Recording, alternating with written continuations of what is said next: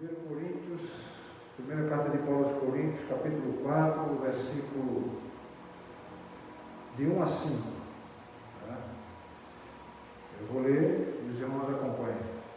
Assim, pois, importa que os homens nos considerem como ministros de Cristo e dispenseiros dos mistérios de Deus. Ora, além disso, o que se requer dos dispenseiros é que cada um deles seja encontrado fiel. Todavia, a mim muito pouco se me dá de ser julgado por vós ou por tribunal humano, nem eu tampouco julgo a mim mesmo. Porque de nada me argue a consciência, contudo nem por isso me dou por justificado, pois quem me julga é o Senhor. Portanto, nada julgueis antes do tempo, até que venha o Senhor, o qual não somente trará à plena luz as coisas ocultas das trevas, mas também manifestará os desígnios dos corações, e então cada um receberá o seu louvor da parte de Deus. Vou ler mais uma vez para os irmãos poderem acompanhar. Assim, pois, importa que os homens nos considerem como ministros de Cristo e dispenseiros dos mistérios de Deus. Ora, além disso, o que se requer dos dispenseiros é que cada um deles seja encontrado fiel. Todavia, a mim, muito pouco se me dá de ser julgado por vós ou por tribunal humano, nem eu tampouco julgo a mim mesmo, porque de nada me argue a consciência. Contudo, nem por isso me dou por justificado, pois quem me julga é o Senhor. Portanto, nada julgueis antes do tempo, até que venha o Senhor, o qual não somente trará à plena luz as coisas ocultas das trevas, mas também manifestará os desígnios dos corações, e então cada um receberá o seu louvor da parte de Deus. Vamos orar, meus irmãos, e nós vamos meditar hoje e refletir sobre como somos servos de Cristo, ou ao mesmo tempo, como somos mordomos dos mistérios de Deus. Senhor, Tu que sondas e conheces cada coração, sabe as nossas necessidades, sabe das nossas dificuldades, entende as nossas fraquezas.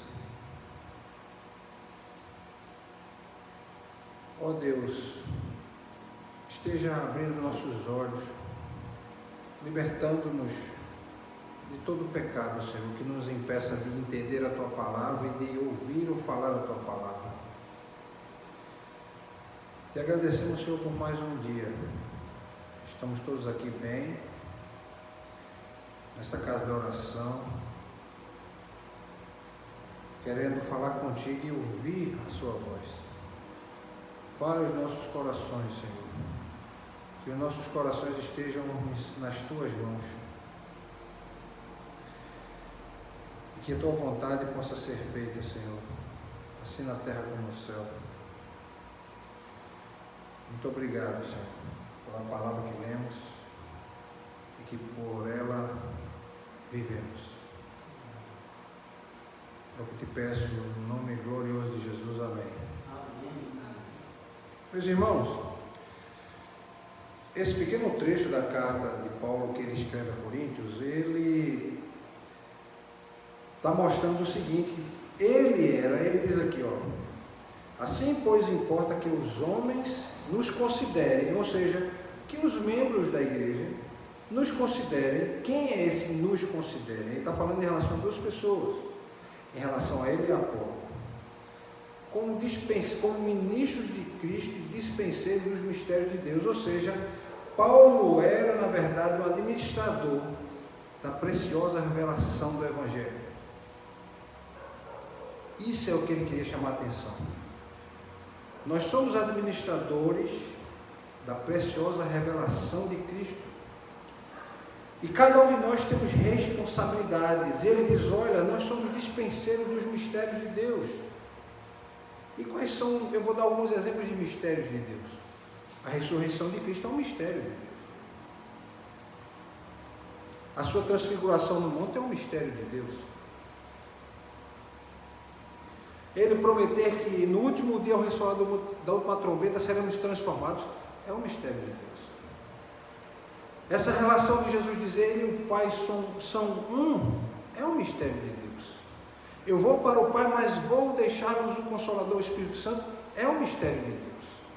Essa unidade de várias pessoas que pensam diferentes, raças diferentes, cores diferentes, forma de pensar diferente, homens e mulheres, crianças, adultos, velhos, jovens, conseguir irmanar todos num propósito, é mistério de Deus.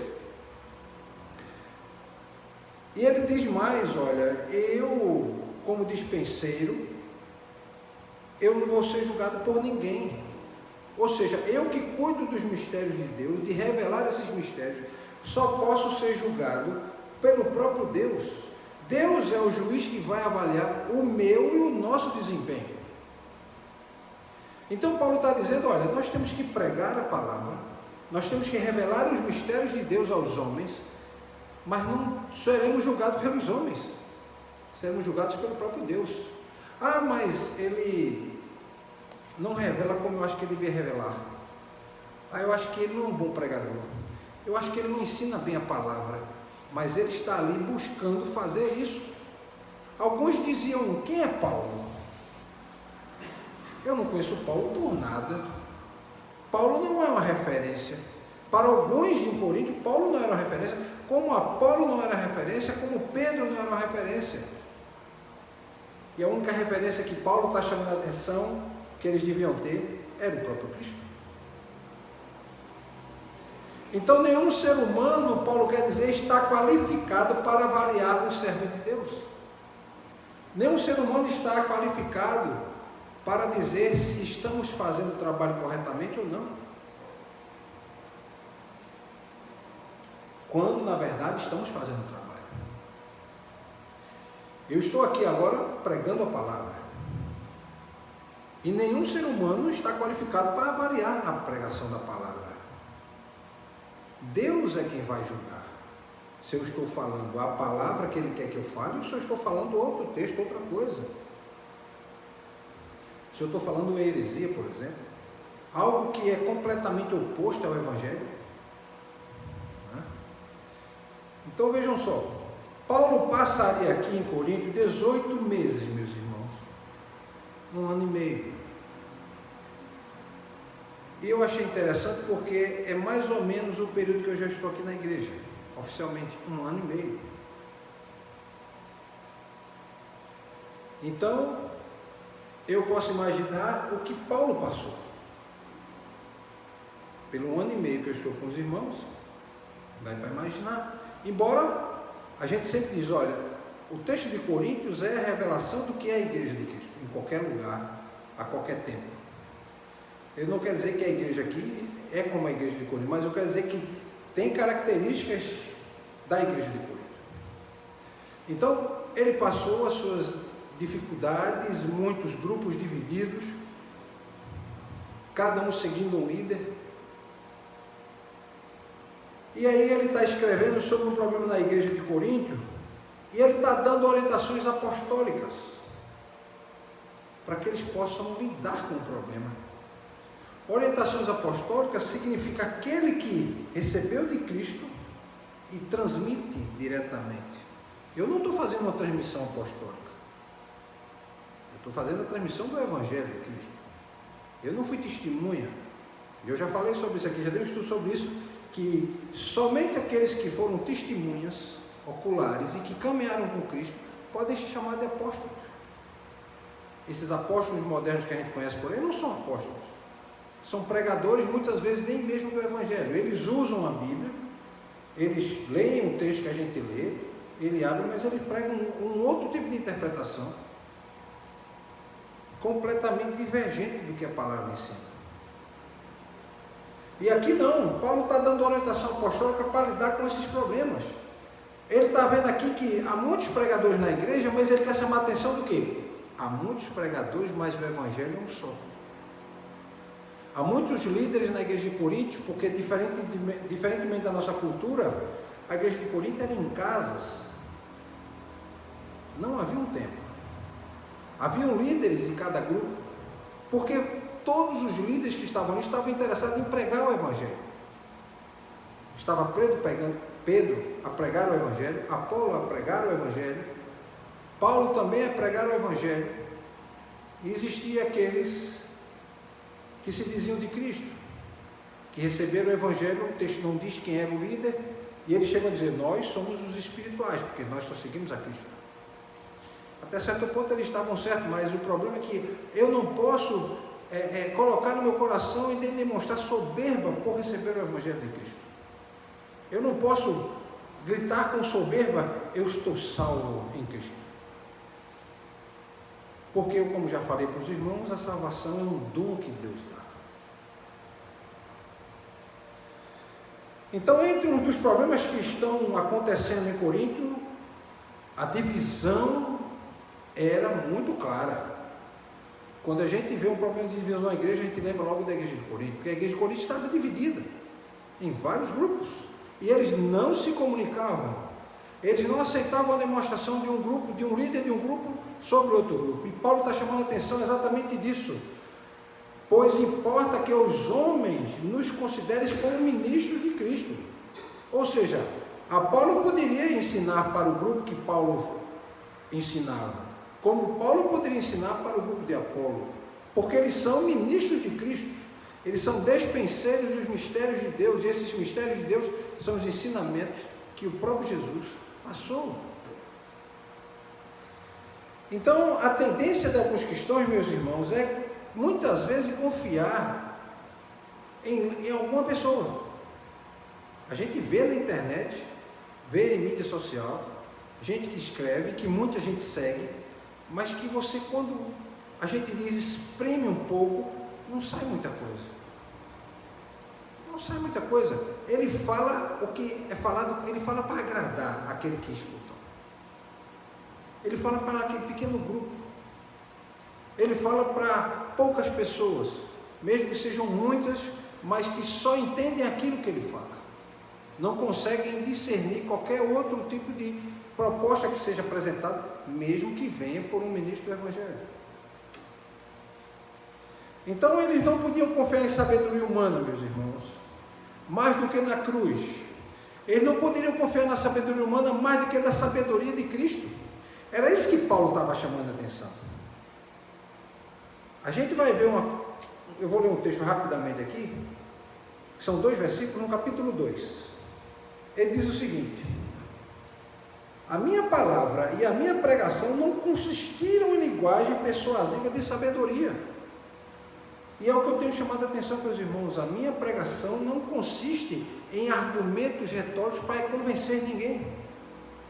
Mas o que eu quero que haja em mim, como Paulo também quis que houvesse nele, demonstração de espírito e de poder, para que a fé de vocês não se apoiasse na sabedoria humana, mas sim no poder de Deus.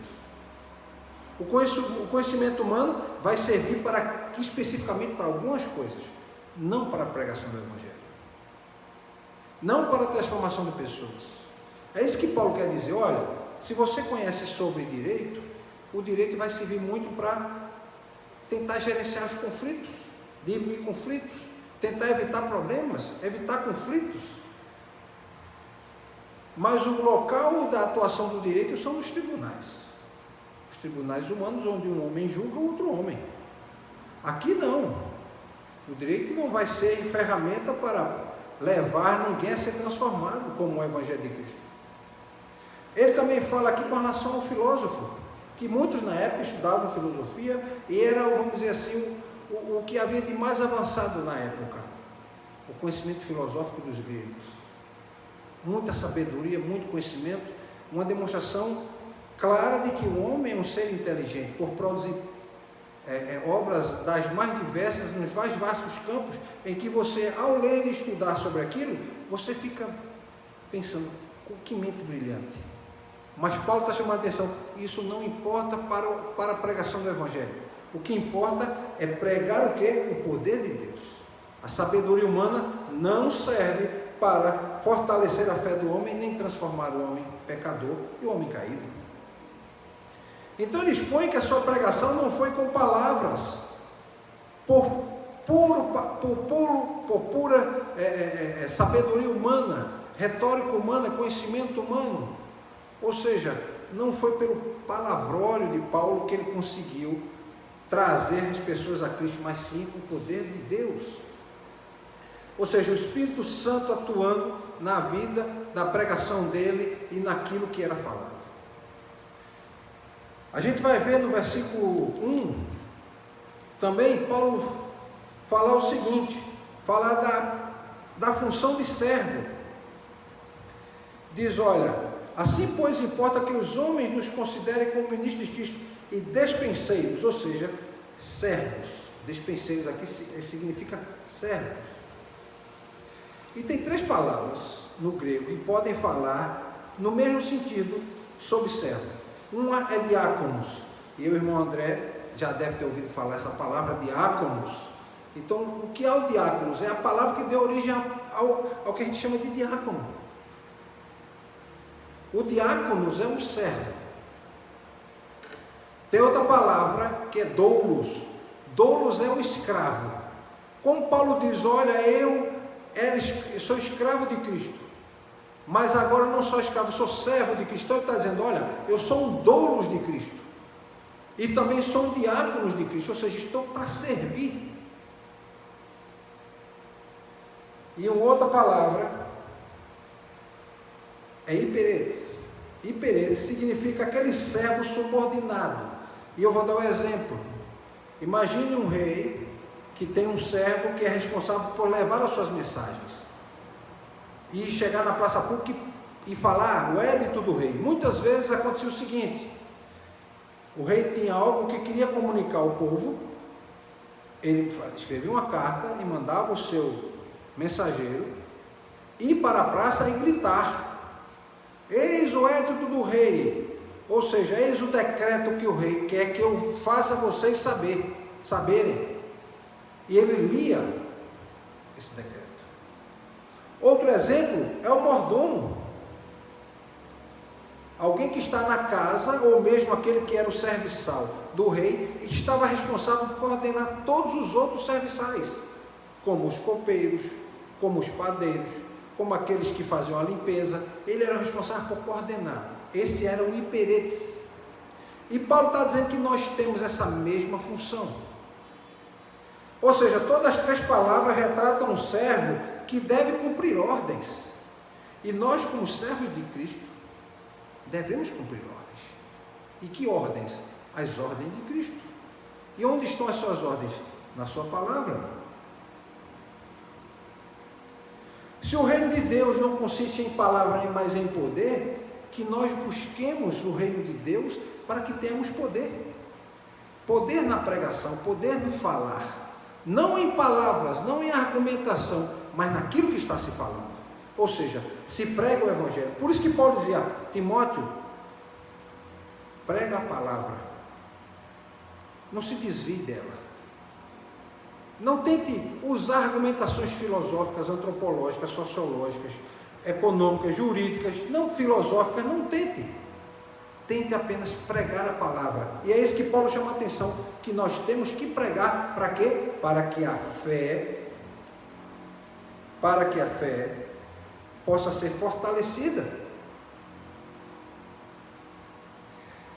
Embora, meus irmãos, a gente sabe que um servo é subordinado a um mestre, mas o servo também, ele tem autonomia. E Paulo quer chamar a atenção disso. Nós somos servos, mas Deus nos dá autonomia para que a gente possa pregar a sua palavra, falar a sua palavra, ensinar a sua palavra e ensinar aqueles que precisam aprender. Então, por exemplo, o servo de um rei podiam ser os oficiais militares, podiam ser conselheiros, administradores, podiam ser os embaixadores.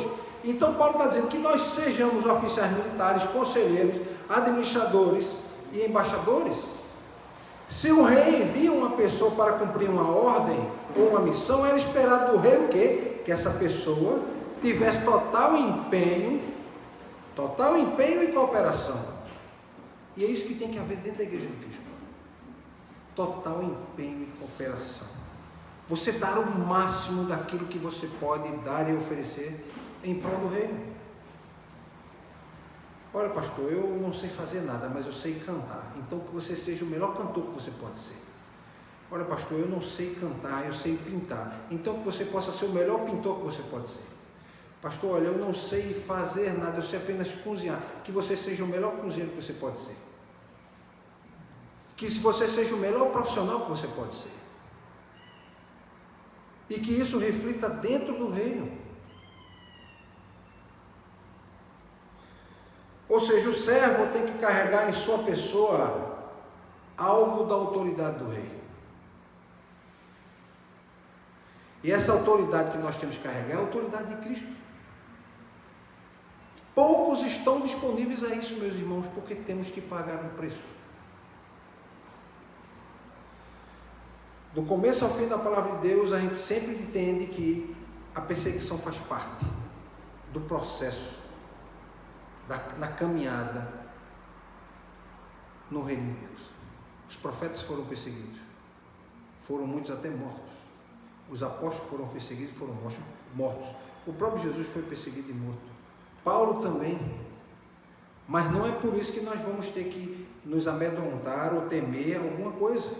Devemos que pregar. Temos que falar.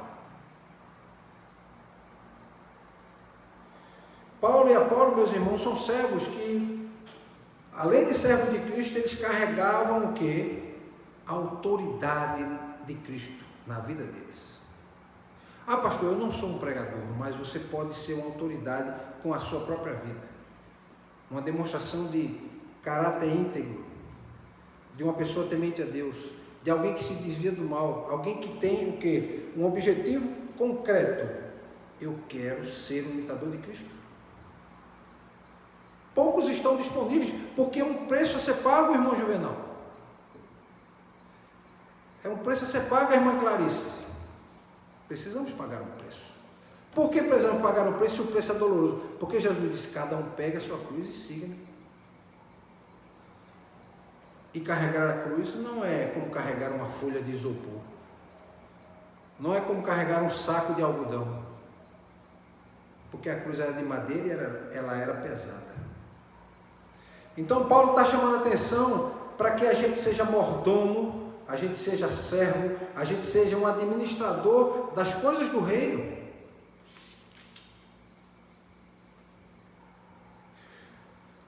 E ele quer dizer, olha, além disso se requer dos despenseiros é que cada um deles seja encontrado fiel. E como ser fiel a alguém? Que demonstração de fidelidade você dá quando você é fiel a alguém? Quando você é subordinado a ele. Quando você não se revolta contra ele. Quando você não conspira contra ele. E alguém pode dizer, mas pastor, mas será que às vezes a gente conspira contra Cristo? Às vezes sim. Com algumas atitudes das nossas vidas, a gente às vezes conspira contra. A gente se revolta contra Deus muitas vezes. Principalmente quando murmura pela vida.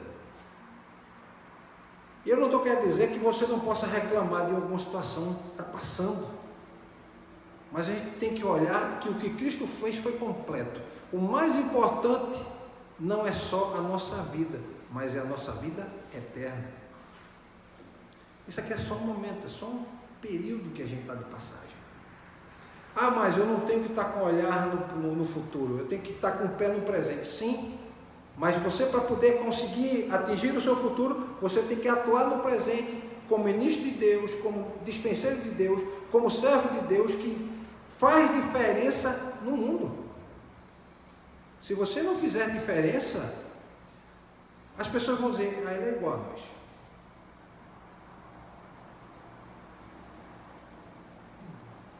Então, o mordomo, meus irmãos, é uma pessoa que escolhe exercer a supervisão dos assuntos do mestre. E foi o que Paulo fez. E Paulo diz mais, olha, a mim não me importa ser julgado por nenhum tribunal humano. Por que está dizendo isso? Porque ele era perseguido. Ele estava sofrendo perseguição dos próprios irmãos pela pregação do Evangelho. E essa pregação fazia com que muitos criticassem ele. E se você prestar atenção, as pessoas criticam a pregação do Evangelho, mas o que é que o Evangelho tem por objetivo? o melhor para as pessoas. Mas por que as pessoas não querem? Porque a mente delas está com foco no quê? Com foco no desejo, naquilo que o mundo pode oferecer. Aquilo que agrada o corpo, aquilo que é temporal. Importa o que eu sinto e não só o que eu penso. Mas o cristão, ele além de sentir, ele também tem que pensar. E além de pensar, ele tem que agir. Além de agir, ele tem que colocar em prática, as pessoas têm que observar isso.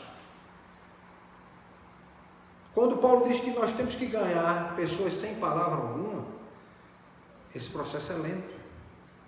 Esse processo demora. Pode ser que a gente não consiga, até o fim da vida, ganhar alguém sem palavra, só pelo testemunho. Mas nós temos que nos esforçar para chegar lá. E Paulo está dizendo, olha, o mordomo, ele está encarregado de supervisionar, desde o palácio até a sua equipe, o tesouro, as terras e o gado do Senhor. Quando Jesus diz a Pedro, Pedro, apacenta as minhas ovelhas, ele está dizendo assim, Pedro, você tem que cuidar de tudo. Você tem que cuidar das terras, você tem que cuidar das ovelhas, você tem que cuidar da alimentação das ovelhas, você tem que cuidar do local onde elas vão dormir, para o lugar onde elas vão poder caminhar, você tem que cuidar delas, da segurança delas, você vai ter que se preocupar de cuidar quando ela estiver doente, você tem que se preocupar na água que você vai colocar para ela, tudo vocês têm que estar preocupados. Então, ele transfere isso para nós também. Nós temos que estar preocupados com tudo isso no reino de Deus.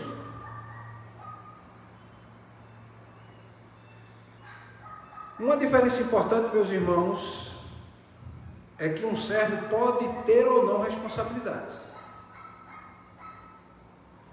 Um servo pode ter e pode não ter responsabilidade. Ele pode ser desleixado com relação às coisas do rei ou do seu senhor. Tem uma frase de Lutero que diz o seguinte: nós somos sempre servos, o servo do diabo, o servo de Deus. E eu sempre digo que na verdade nós somos escravos do diabo e nos tornamos servos de Deus. E Jesus ainda foi mais longe, disse, olha, eu já não me chamo de servos, eu chamo de amigo. E por que eu estou dizendo, chamando a atenção disso? Porque alguém que diz que é meu Senhor e que não me chama de servo, mas me chama de amigo, alguém que dá a vida por mim, dá a vida por cada um de nós, ele merece todo o nosso respeito, toda a nossa admiração, todo o nosso esforço, toda a nossa gratidão. E o mínimo que eu posso fazer é retribuir aquilo que ele tem feito. E ele pede só uma coisa: ide pregar o evangelho a toda criatura, a todo tempo. E Paulo ainda completa, que seja dentro do tempo e fora do tempo, ou seja, a cada momento. A gente não pode perder tempo.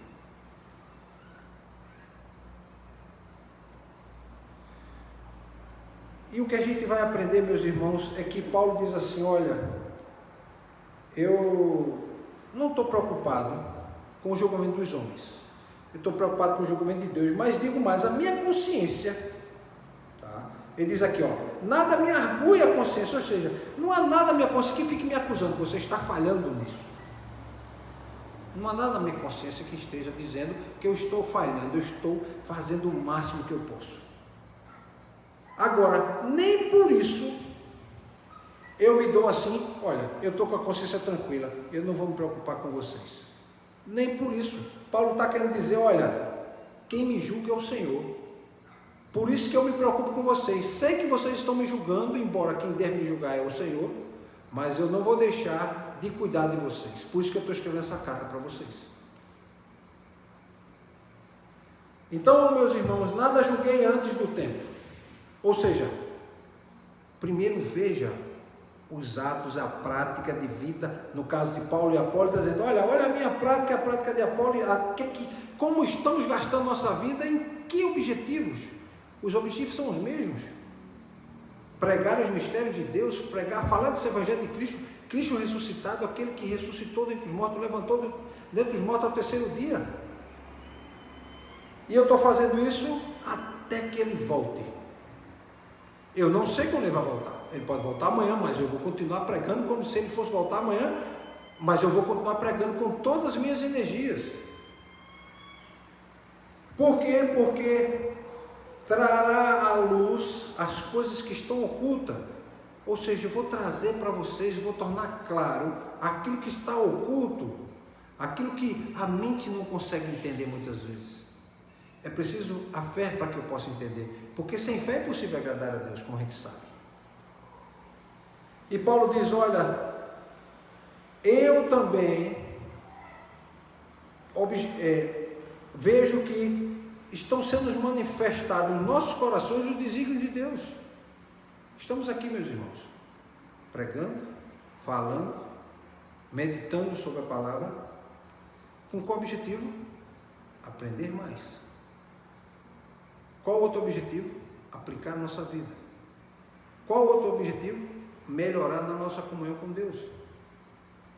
E qual outro objetivo? Entender que Cristo é nosso Senhor e Salvador e nós precisamos falar dele para as outras pessoas. Por quê? Porque no final, cada um de nós receberá o seu louvor da parte de Deus, ou seja, Deus dirá assim, muito bem, meu filho, muito bem, meu servo, muito bem, meu amigo, que bom, eu gostei de ver o esforço que você teve, a sua dedicação, a sua atenção, você tentou da melhor forma possível fazer o que estava em suas condições.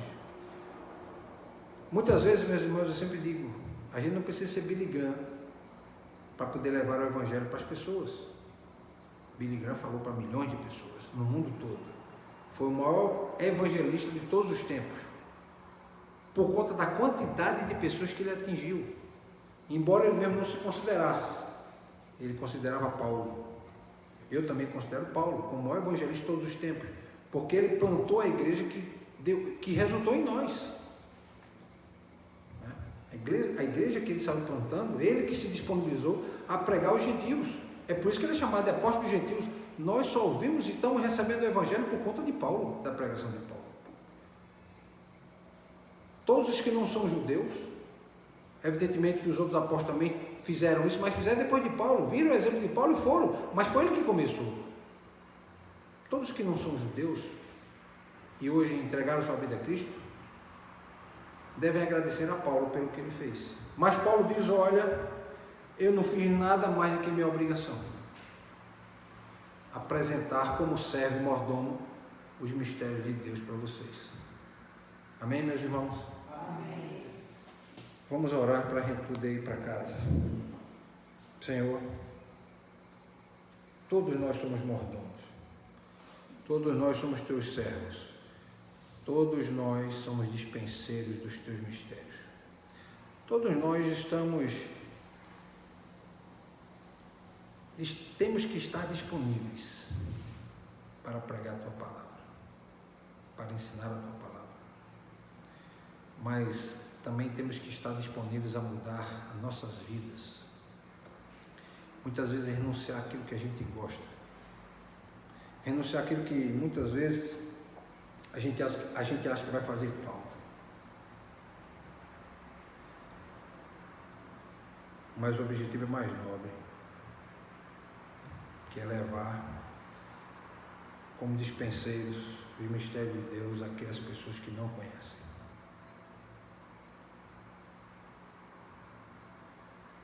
Nós devemos estar envergonhados quando passamos um dia e não conseguimos levar ninguém a Cristo. Mas muitas vezes as ocupações do dia a dia nem nos fazem pensar sobre isso. Mas mesmo assim, Senhor, eu te agradeço porque a tua misericórdia é incomensurável. Mas mesmo sabendo da tua misericórdia, nós não devemos abusar da tua misericórdia. Devemos exercer esse ministério que é de cada um. Que cada um é ministro de Cristo. Cada um de nós, Senhor, tem que ser encontrado fiel no fim da nossa jornada. Cada um de nós não seremos julgados por homens, mas sim pelo próprio Deus. Cada trabalho, cada atividade que nós vamos fazer, Senhor, nós devemos fazer com a consciência tranquila de que não faltou nada.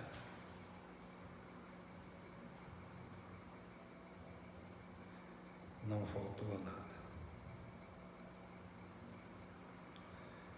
que no fim, Senhor, nossos corações possam estar nas Tuas mãos e que no final de nossa jornada o Senhor se agrade de tudo aquilo que o Senhor viu. É isso que te peço em nome de Jesus. Amém. Amém.